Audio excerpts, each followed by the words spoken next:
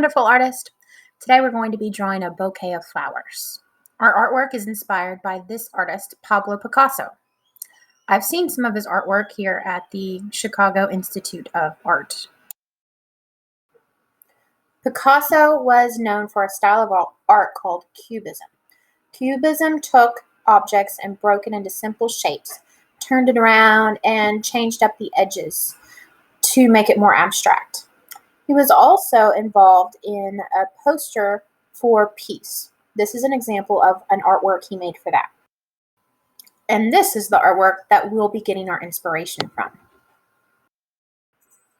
First step, trace your hand, or have an adult help.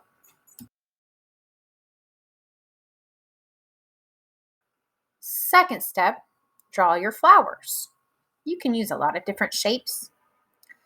I'm just using markers for this, but you can use whatever you have at home. I started with drawing these circles and then some swirls and adding some simple petals. Use lots of bright colors and have fun. At the end of the video, I will put a drawing of how I used shapes to make these flowers, but remember, you can add whatever you want to.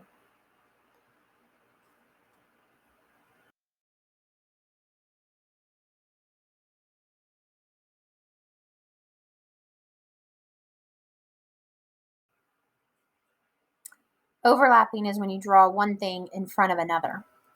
My hand is overlapping the petals of these flowers so you can't see them all. You could do the same thing and have some parts of flowers sticking out from behind other flowers.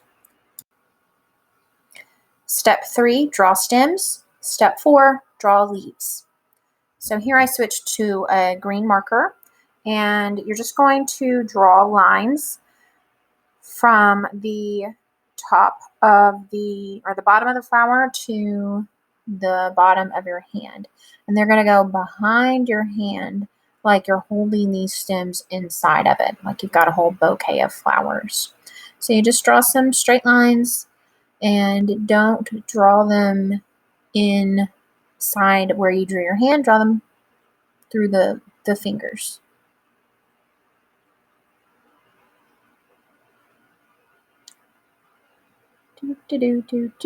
Next, step 4, you're going to draw some leaves.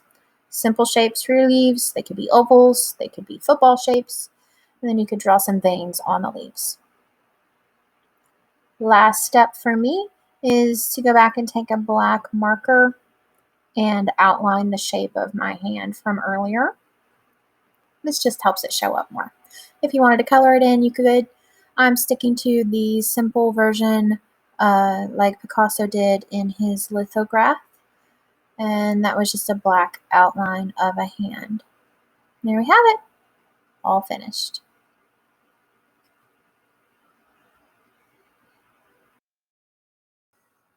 Here's an overview of our steps one more time for you. You can pause the video at any time to look at these directions. Trace your hand, draw flowers.